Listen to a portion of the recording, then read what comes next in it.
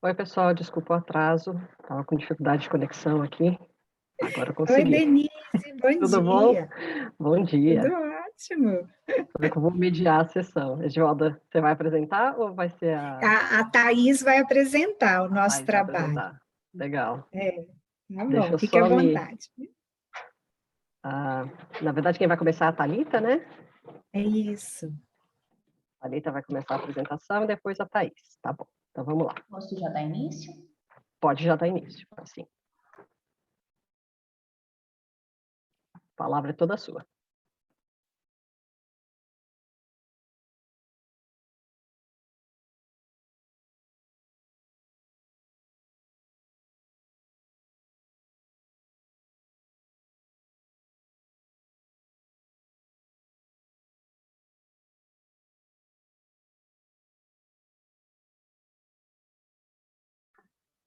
Só um minutinho, tá?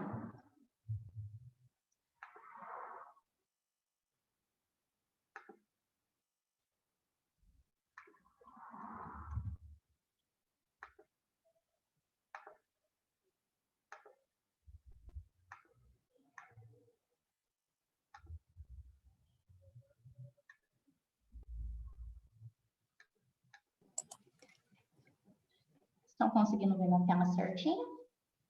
Sim, estamos. Vamos sim. Pode seguir. Bom dia a todos. O meu nome é Thalita Juliana França Machado e eu sou mestranda do programa de pós-graduação em Ciências Contábeis da Universidade Estadual de Maringá. E eu vou apresentar para vocês o artigo com o título Categorias das Ações de Responsabilidade Social Corporativa, sinalizadas pelas organizações pertencentes ao Índice de Sustentabilidade Empresarial no combate à Covid-19. Ele foi um artigo elaborado por mim e pela minha orientadora, a professora doutora Margui Nilman. Agora eu vou falar um pouquinho para vocês do contexto e o que levou a gente a realizar essa pesquisa. Considerando as mudanças vivenciadas com as medidas de enfrentamento à Covid-19, um novo normal emergiu com a pandemia.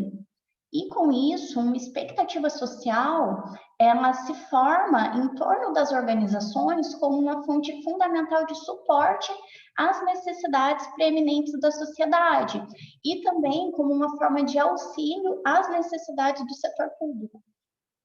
E essa expectativa, ela coloca em pauta o debate sobre a responsabilidade social corporativa e o papel das organizações perante os problemas sociais. E em meio aos esforços coletivos desempenhados por diversas organizações, a B3 também se posiciona e incentiva ações de enfrentamento à pandemia como uma resposta a essas demandas sociais que foram descortinadas pela pandemia e ampliadas por ela. Diante desse posicionamento de apoio da B3, uma expectativa social ela é criada em torno das organizações classificadas no ISE, considerando que, de acordo com a B3, a finalidade pela qual essas empresas estão incluídas no índice de sustentabilidade é exatamente pelo seu compromisso com a sustentabilidade corporativa, atuando de forma conjunta na dimensão econômica, ambiental e social.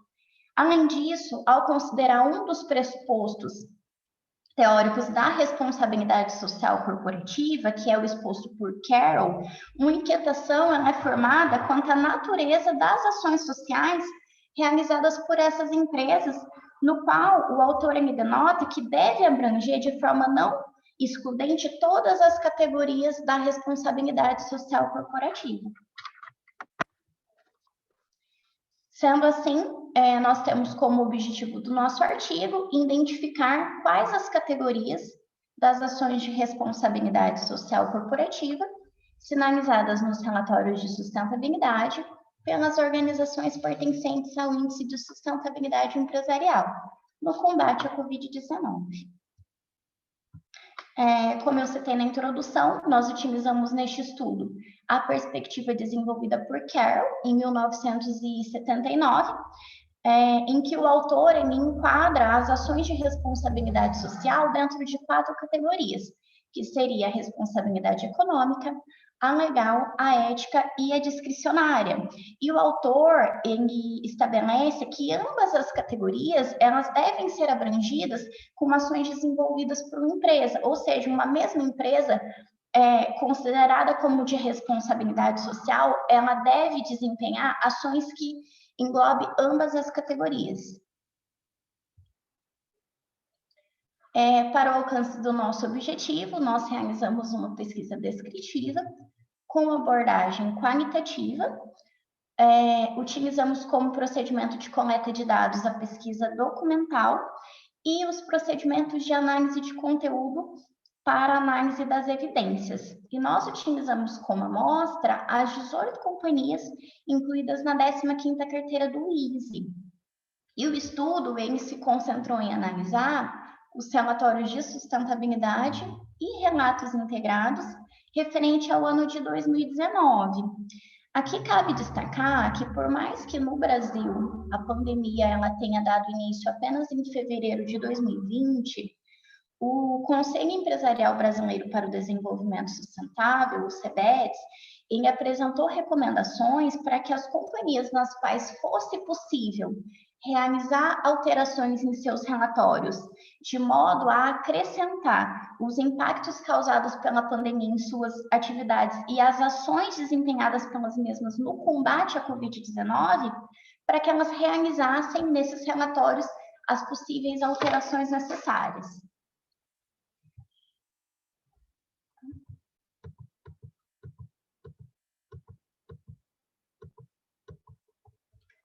Dessa forma, nós elaboramos as categorias analisadas pelo estudo com base no pressuposto exposto por Carroll. Aqui nós apresentamos as 4 categorias, na mesma ordem que o autor apresenta. E as unidades de análise, elas emergiram inicialmente do referencial teórico. Porém, como nós utilizamos a análise disposta pela Bardan, ela dá ao pesquisador a flexibilidade de, com a leitura detalhada dos documentos, que venha a emergir novas unidades de análise, sendo esta, inclusive, uma das contribuições do nosso estudo. Então, aqui é possível observar que, por exemplo, algumas aqui na fonte vai estar o autor que veio do nosso referencial teórico, que diz que isso é uma ação de responsabilidade social corporativa. E tem outras que emergiram dos resultados da nossa pesquisa mediante a leitura detalhada desses relatórios de sustentabilidade e relato integrado.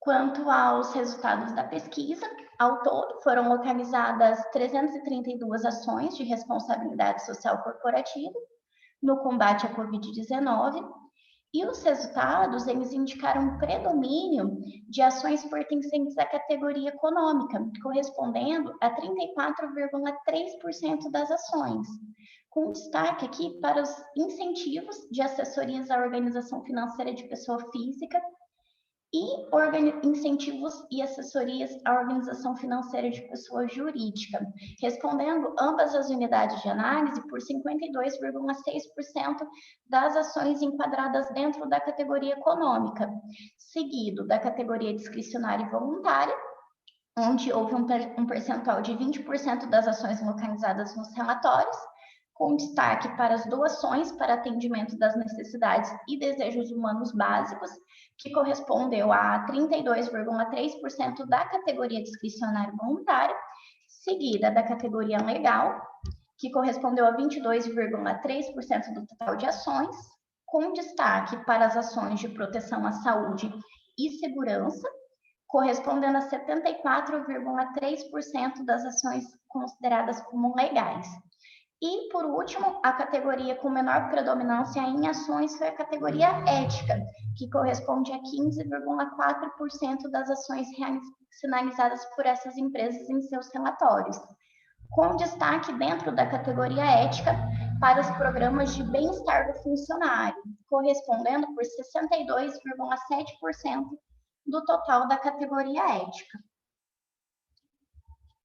E como considerações finais do nosso artigo, dentre as empresas pertencentes ao Índice de Sustentabilidade Empresarial, que fizeram a divulgação das ações de responsabilidade social corporativa no combate à Covid-19, todas elas desempenharam ações que envolviam ambas as categorias, assim como é exposto pelo Carroll em 1979. No entanto, observou-se também que 36,7% dessas empresas, mesmo pertencendo ao índice de sustentabilidade, não acrescentaram, ou seja, elas não fizeram alterações nos seus relatórios de sustentabilidade com a finalidade de acrescentar essas ações realizadas no combate à doença.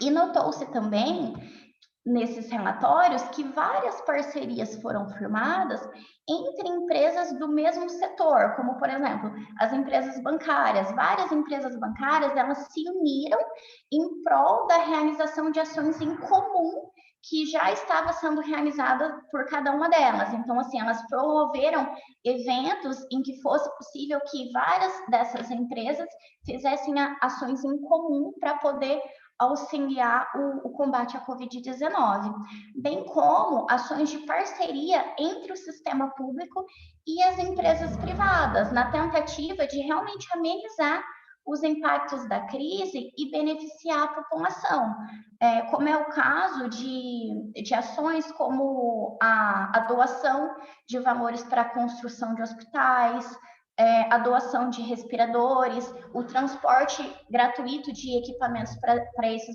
hospitais, com a finalidade de diminuir um pouco a superlotação do sistema público de saúde.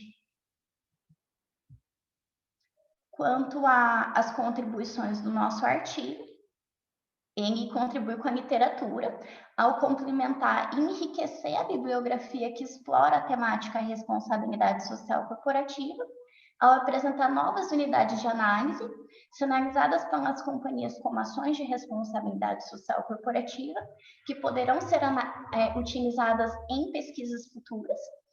E na perspectiva prática, ao apresentar elementos de consulta para os stakeholders interessados em entender como as organizações elas estão se posicionando frente às demandas impostas pela pandemia da Covid-19, e também ao demonstrar as categorias das ações que foram desempenhadas por essas empresas, a fim de entender se essas ações elas transcendem apenas a categoria econômica e legal, reforçando o papel dessas organizações também como agentes de transformação e auxílio da população nesse momento de tanta dificuldade.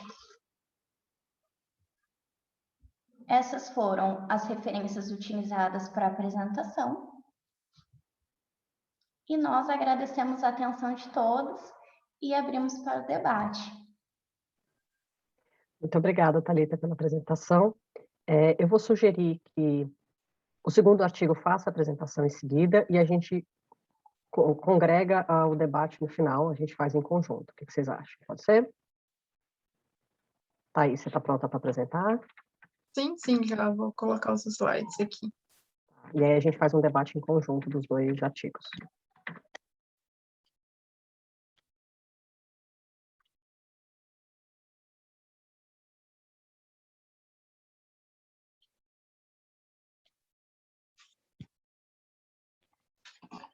Bom, então, mais uma vez, bom dia a todos.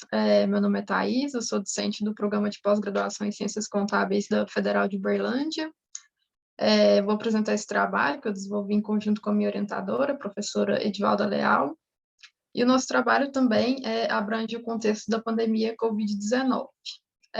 Quando a gente fala em pandemia, né, naturalmente aqui a gente tem que relembrar sempre das mudanças que estão associadas a essa pandemia que causaram na sociedade como um todo, então, com a paralisação de diversas atividades presenciais, desde o trabalho, estudo, atividades sociais, e consequente adoção de meios virtuais para a continuidade dessas atividades, né, que num primeiro momento ali não se sabia ao certo quanto tempo seria, e na verdade, se a gente for ver em termos práticos, até hoje a gente não tem tanta certeza assim.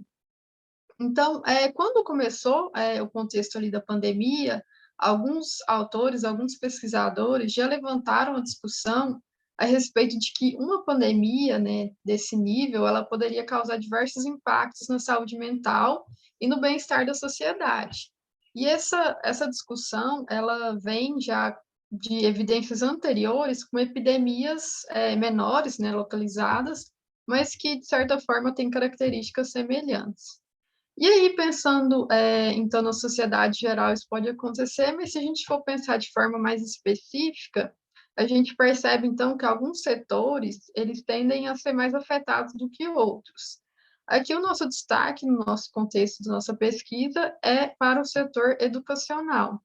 É um setor que tem sofrido muitas mudanças desde o início da pandemia, né, por ser predominantemente um ambiente que as pessoas estão ali atuando presencialmente e, de repente, não foram impossibilitadas de continuar suas atividades.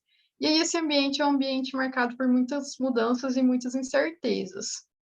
E aí, considerando tudo isso e as reflexões, as discussões a respeito de como isso poderia impactar, né, a vida das pessoas, alguns autores começaram, então, a buscar evidências empíricas, né, de como que a gente poderia mensurar, como que a gente poderia avaliar isso.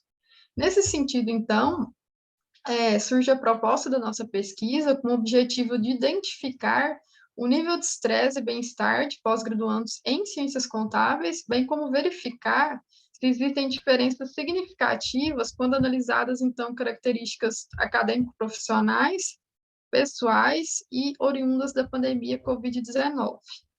É importante, então, que quando a gente propõe essa pesquisa, a gente entende que conhecer e mensurar os reflexos desse período tão atípico é uma justificativa e é uma contribuição, porque a gente entende que toda essa mudança ela pode afetar a trajetória acadêmica dos discentes de modo geral, né? E aqui a nossa proposta de analisar especificamente esse público da pós-graduação.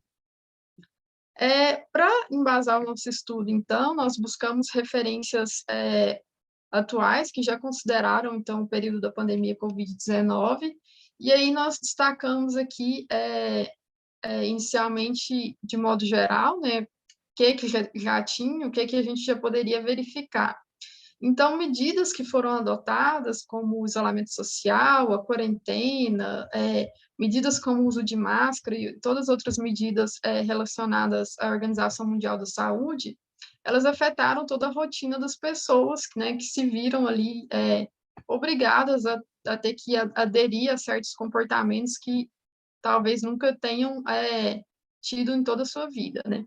E aí, nesse sentido, a gente observa, então, que as pessoas também têm sentido muito medo e muita insegurança. Medo da doença, medo de como que essa doença pode afetar a vida de todo mundo, como que isso ia acontecer a longo prazo, o que seria feito. Insegurança tanto por não saber ao certo, né, por ser uma doença nova, também pela necessidade de tentar entender, as pessoas acabam buscando informações e muitas vezes elas se deparam também com informações falsas a respeito de tudo isso, o que acaba gerando ainda mais confusão na vida das pessoas. E aí aqui eu destaco algumas evidências já nacionais que tentaram analisar isso na sociedade brasileira como um todo, e aí a gente percebe, então, impactos no convívio social, nas relações interpessoais, porque algumas pessoas começaram a viver mais isoladas, outras já começaram a viver mais em conjunto, né, pela imposição da quarentena. Problemas financeiros relacionados à perda de renda, à perda de emprego, sintomas de modo geral como mais tristeza, mais nervosismo, então as pessoas de fato tiveram a sua vida afetada.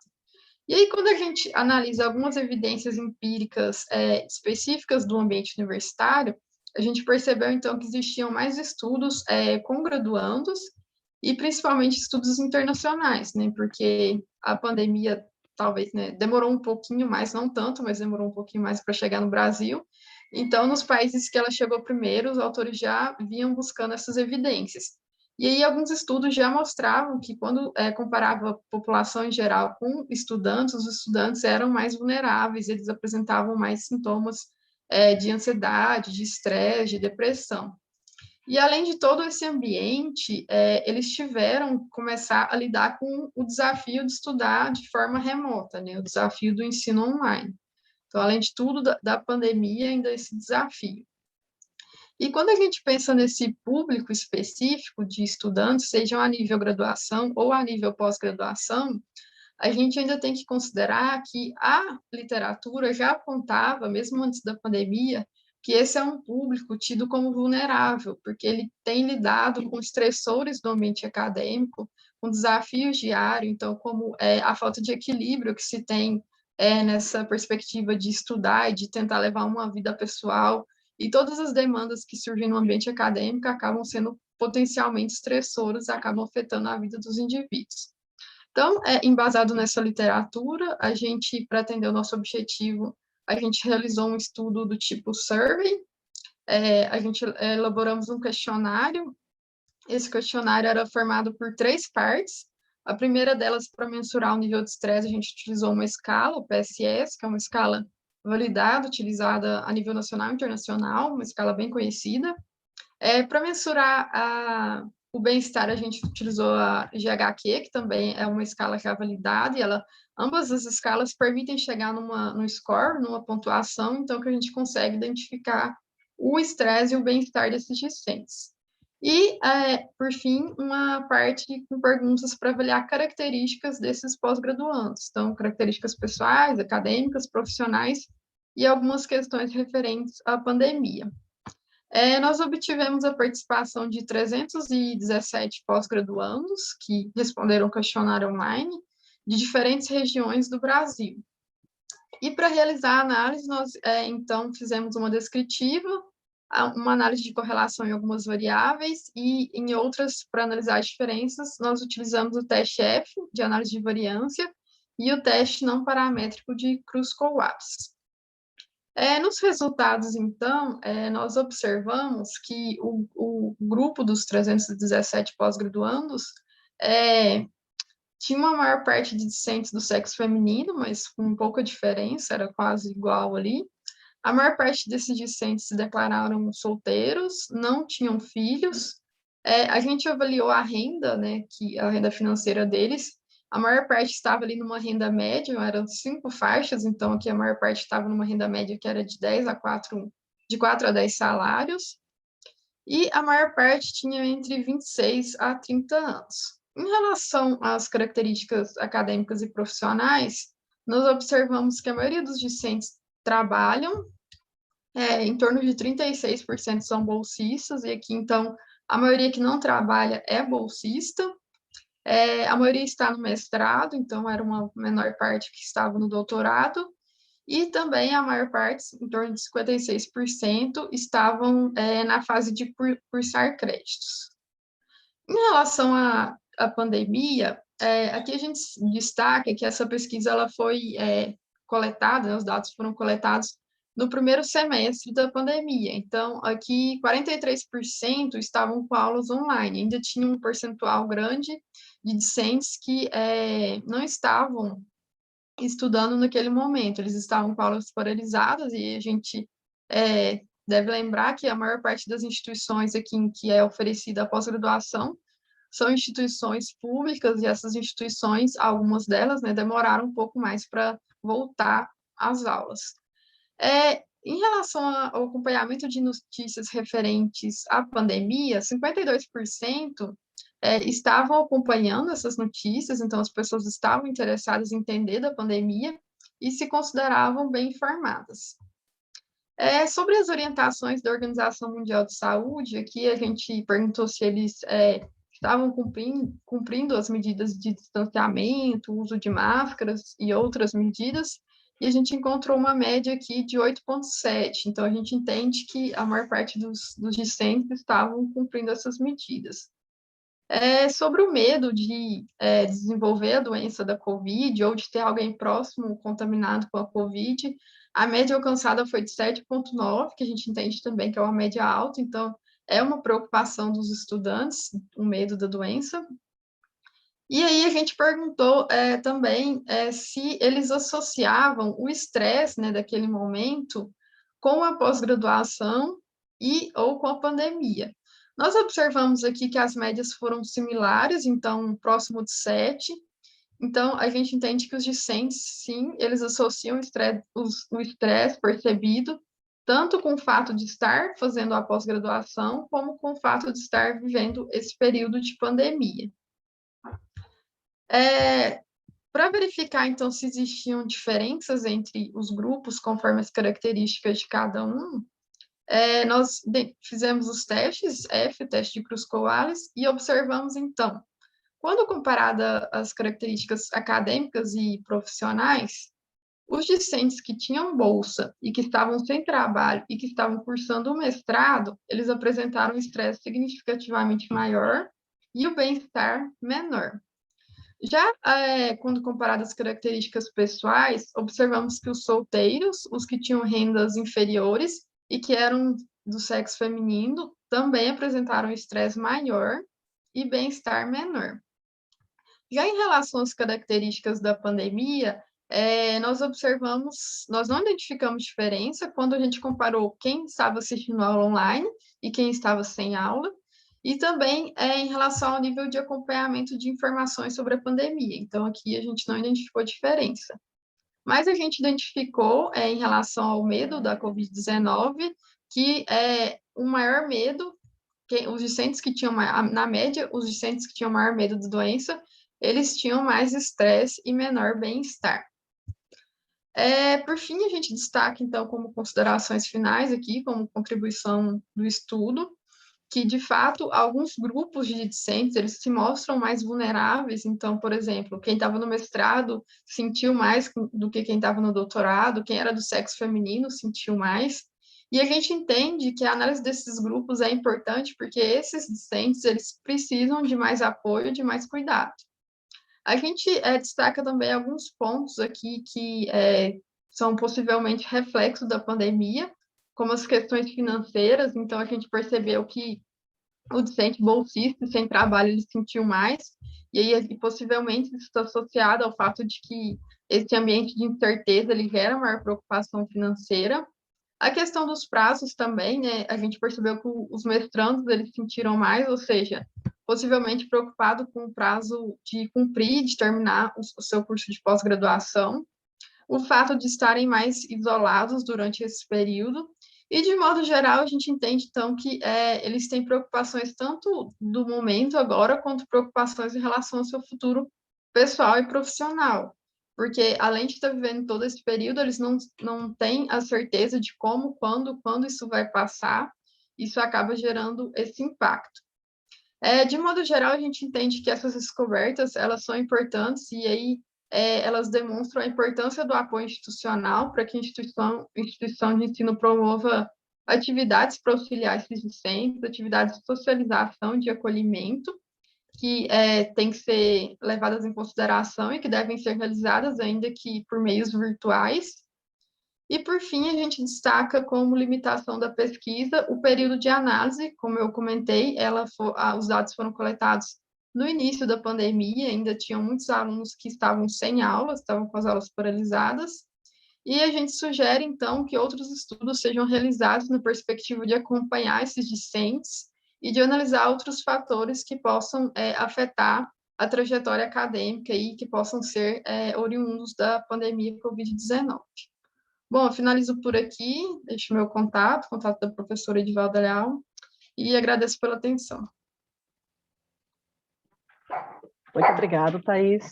Não sei se você conseguiu acompanhar o chat, aí já estava rolando um debate de sugestões entre a professora Silvia e a professora Edivalda, achei bem interessante. Eu queria, então, agora começar comentando sobre os dois artigos, né? Desculpa a barulheira aqui atrás, estamos em casa, tempo de pandemia, meus cachorros estão um pouco agitados hoje, né? Eu vou abrir para comentários também da audiência aqui, e eu vou te dizer que essa questão dos cachorros é mais um fator de estresse, eu acho que a pesquisa de vocês não capturou, mas a gente já fala disso em seguida. Eu queria começar falando do artigo da Thalita e da professora Marlite, sobre a questão das categorias de CSR. Eu achei bem interessante a escolha a conjunção, eu sendo mediadora desse painel, porque a minha esposa, a Juliana Bittar Godinho, que eu até convidei para participar da sessão, ela fez a tese dela de doutorado, né, que ela defendeu em 2019, sobre uma análise crítica das políticas de CSR das empresas, né, de responsabilidade social. Não tinha foco em pandemia, né, não existia pandemia naquela época, mas lendo o trabalho de vocês, eu fiquei me perguntando se não seria legal a gente colocar uma pimenta nesse tempero e incluir uma análise crítica de por que, e eu imagino que não seja uma mera coincidência, as empresas acabaram fazendo um volume maior de ações voltadas à questão econômica e comparar, inclusive, com os resultados econômicos que alguns grupos dessa amostra obtiveram mesmo durante a pandemia. Então, o pressuposto da pesquisa, e o pressuposto nosso no início, né, imagino de todos, é que essas ações iriam amenizar as perdas das empresas, mas nós já temos empresas que tiveram melhores resultados na pandemia do que tinham tido antes da pandemia. Então, eu acho que seria legal, talvez, acrescentar uma análise crítica, agora que você já tem os achados, sobre essa perspectiva da escolha que foi feita das empresas em focar nesses fatores econômicos. E o segundo ponto, que foi mais focado as ações, foi na parte de doações, que a gente sabe que tem um impacto muito grande de reputação. Então, colocar essa pimentinha aí. E aí eu convidei a Juliana, que está aqui agora no lado, para fazer o comentário que ela tem sobre a análise crítica e fazer um convite para vocês. Não, então, só falando aqui rapidinho das doações, gente, as doações têm esse caráter que saiu da minha tese também, que elas fazem responsabilidade social corporativa porque tem um grande, principalmente os bancos, né, se eles tiveram mais, eu estou pensando aqui, fazendo uma inferência, né, se eles tiverem um grande retorno, eles precisam também do incentivo de tributos, né, que eles vão ter aí se eles fizerem as doações, né? Então, essa é a maior parte da responsabilidade social corporativa das empresas, de fato, né? Então, isso também foi do resultado, e foi muito engraçado, porque vocês falaram isso, veio esse trabalho hoje, e eu estava pensando no QRCA, eu estava pensando em fazer um trabalho sobre os bancos, e aí começou a aparecer o Todos pela Saúde, porque o Itaú está liderando Todos pela Saúde, né? As coalizões políticas, né? Tem o Todos pela Educação e veio Todos pela Saúde quando veio a pandemia. E aí eu logo pensei nisso, né? Eu falei, nossa, que interessante, né? Eles estão com o resultado lá em cima, mas estão com um monte de investimento na pandemia também. Então, assim, gente, se vocês quiserem, eu topo juntar aí forças para a gente fazer um artigo, tá? Assim, para o QRCA, porque eu já estava pensando nisso, assim. Então, a questão crítica, assim, minha parte, assim. Então, eu vi que a literatura de vocês ainda vai para outro lado, né? Para questão estratégica, mas eu acho que vale a pena. Não sei se vocês conhecem o QRCA. Eu acho muito bacana. É um fórum muito bacana. Então, entre em contato comigo. Vou deixar meu e-mail aqui depois para vocês. Parabéns pelo trabalho. Não sei se vocês viram, a gente tem também o comentário aqui da professora Edivalda, né? Você precisa fechar seu microfone. A gente está no mesmo ambiente, tá, gente? Por isso que a gente fica vazando só uma para a outra. Ela está aqui do meu lado, ó. Dá um oizinho aí. Não dá, não parece. Sobre a pesquisa que ela está fazendo no setor atacadista, você viu? Então, o setor atacadista também teve resultados, ou seja, desempenho financeiro melhor durante a pandemia do que antes, né? E talvez o setor atacadista a gente até tivesse uma expectativa por causa daquela tendência de buscar uma super estocagem de alimentos, as pessoas terem ficado mais em casa. Eu acho que seria legal tentar juntar essas análises aí, eu faria um super artigo aí para o QRCA, lembrando que a submissão é até dia 15/8, então vocês têm aí 2 semanas para trabalhar nisso, juntar essas ideias, né? E agora eu queria comentar um pouquinho sobre o artigo da Thaís. Eu concordo com a professora Silvia, eu acho que rodar agora a pesquisa traria novos achados, porque a pandemia se estendeu muito mais do que era esperado quando vocês fizeram a amostra de vocês, e hoje em dia a gente já tem uma expectativa de fim do isolamento através da vacinação, né? Então a gente tem uma expectativa de que isso vai ser possível, apesar de não ter total certeza, por conta das novas variantes. Mas um ponto que eu fiquei pensando, que talvez fosse interessante incluir na análise, principalmente para pós-graduandos, né, mais diferente do que é para graduandos, é uma questão sobre se os estudantes estão fora da sua cidade original, eles estão em moradias estudantis. Porque a gente sabe que quando você se desloca da sua cidade para estudar, e você pensa no local onde você vai morar nesse período, você pensa em questões muito práticas sobre esse local. Você precisa de um lugar para dormir, para tomar banho e para comer alguma coisa.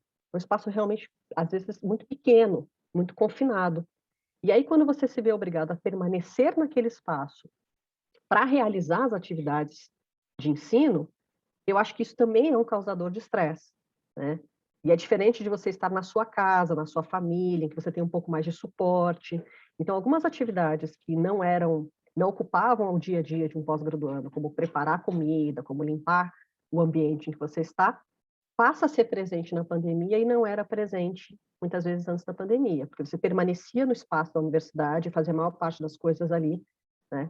Então, se vocês forem rodar uma nova pesquisa, que eu acho que seria muito interessante para agregar nos resultados, pensar em incluir essa variável sobre a condição de moradia, né? Se é um ambiente estudantil, se é fora da sua cidade original, longe da sua família, alguma coisa nesse sentido. E também incluir, aí é mais uma pimentinha, né?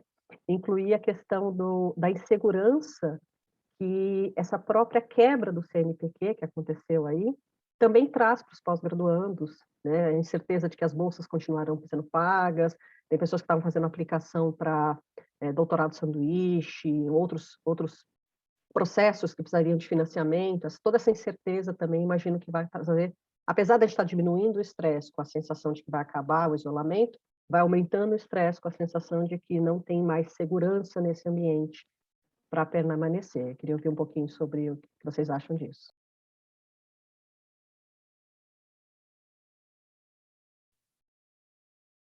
Oi, Denise, obrigada pelas considerações. Eu concordo com a questão do ambiente de estudo, né? De fato, se a gente for pensar, acho que mudou tudo e muitos docentes começaram a ficar em casa, então eles têm que lidar com outras atividades mesmo, com atividades domésticas, inclusive, né? E sobre o CNPq também, concordo, principalmente nesses últimos dias, né? A gente está aí num período que a gente não tem nem Lattes mais, né? A gente está tão perdido, tão apavorado, que eu acho que isso tende a afetar o estresse dos docentes. Aí, só para enfatizar também, né, não sei aí a perspectiva da professora Edivalda, mas a gente tem outros projetos nessa intenção de analisar estresse, de analisar estressores que a gente tem desenvolvido. Então, né, talvez, de fato, um outro estudo no momento agora seja relevante. Quando a gente iniciou essa pesquisa, eu até fiquei pensando, nossa, mas a pandemia vai durar pouco tempo, né? Nem sei quando sair esse estudo, a gente vai ter passado isso tudo. Acho que eu me enganei um pouco, né? Que já tem mais de um ano, e infelizmente a gente continua aqui fazendo o congresso online, cada um em sua casa, infelizmente, com muitas incertezas e muitas inseguranças ainda. Eu gostaria de agradecer também a contribuição da Denise, também da Juliana e de todos aqui presentes. E, Juliana, gostei muito da sua ideia, tá? Vou entrar em contato contigo no e-mail que você deixou. E, assim, relendo para poder fazer a apresentação, algo que me chamou a atenção foi realmente a categoria econômica, porque eu fiz um parágrafo só falando sobre isso, até mesmo pelo espaço do artigo, né? Dizendo realmente sobre o que me chamou a atenção ali na discussão dos resultados, na análise econômica. Porque se a gente observar, por mais que os incentivos à pessoa física e à pessoa jurídica tenham sido as unidades de análise com maior destaque, teve várias ações que se tornaram unidades de análise que emergiram dos relatórios sinalizados pela empresa, por exemplo, como facilidade de empréstimo para pessoa jurídica. Então, até que ponto isso foi sinalizado como uma ação de responsabilidade social corporativa? Mas até que ponto a facilidade em um empréstimo à pessoa jurídica, porque o destaque dessas empresas foi o setor bancário, de fato, é uma ação de responsabilidade social corporativa. Então, eu acredito que cabe muito bem uma análise crítica desses resultados. Sim, com certeza. Eu queria abrir para quem da audiência quiser também fazer comentários, a gente tem esse tempo previsto aqui. Então, a gente pode agora todos comentarmos sobre todos os artigos, não precisa ser através da minha moderação. Bom dia, posso falar? Eu sou a professora Margui, então orientei e acompanhei a Thalita no desenvolvimento desse artigo. Achei uma provocação bem interessante que a Juliana nos fez aqui. Obrigada por proporcionar isso para nós, Denise, convidando-a para prestigiar o trabalho. E a Thalita já sinalizou aqui que gostou da ideia, a gente já estava dando, inclusive, continuidade a esse artigo. Não sei se vocês perceberam, mas ali a gente analisou 2019, o que eles haviam sinalizado para trás, por uma demanda que foi feita para eles. Então, assim, um dos pontos que a gente está analisando agora é o que eles efetivamente fizeram em 2020, né? Então, o que ainda vai ser, o que a gente ainda vai fazer a análise agora. Mas agradeço as contribuições, os questionamentos e as provocações aí para a gente seguir numa parceria para frente com esse estudo, com uma análise crítica. A professora Edivalda também comentou o setor que ela está analisando, talvez seja uma oportunidade para a gente fazer um trabalho a 6, 8 mãos aqui, que vai ficar com um olhar bem interessante mesmo. Tá? Também parabenizar o trabalho da Thaís, da professora Edivalda. Realmente é uma discussão que vocês também têm que continuar, e parabenizo pela iniciativa e pelo trabalho apresentado. Bom, eu vou fazer um breve comentário para deixar que os outros participantes possam comentar, né? Obrigada, a Denise aqui por mediar, né? Um prazer reencontrá-las, você e a Ju. Parabéns, Thalita, professora Margui, pelo trabalho. A pesquisa que eu estou orientando é de uma doutoranda, e não é especificamente do tema de responsabilidade social, mas o ambiente em que ela está analisando é o setor de atacado. E nas entrevistas realizadas, onde se fala, né, de ações aí sociais, vem muito essa questão, e até mesmo econômica, dos resultados terem sido além do que eles esperavam. Então, me chamou a atenção aqui quando a Ju colocou a proposta, e eu concordo que essa análise de vocês fazerem agora o período de 2020, com certeza trarão reflexões importantes, uma análise crítica, e agradeço, né, estava aqui anotando as considerações das reflexões.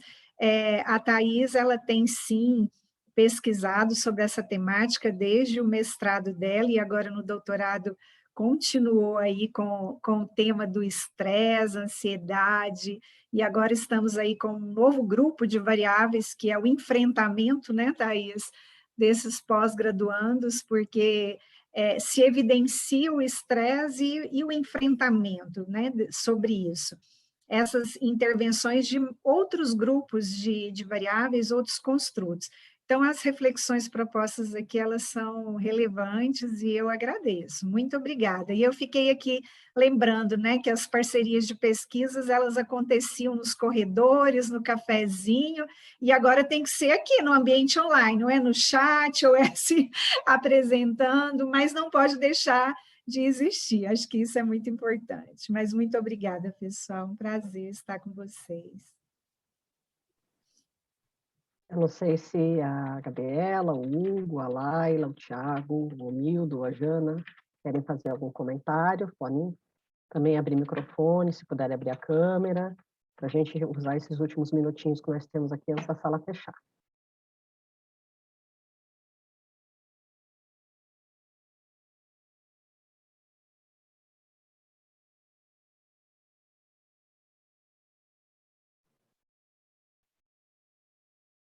Então, imagino que não, né? Não vai rolar, não vai ter outros comentários, não tem problema. A gente já fez uma troca muito interessante aqui. Eu queria, então, agradecer também a esse encontro, né, que o Congresso proporcionou, mesmo que online. Então, a gente conseguiu encontrar aí possíveis parcerias de publicação, de pesquisa, que podem tornar ainda mais relevantes esses temas.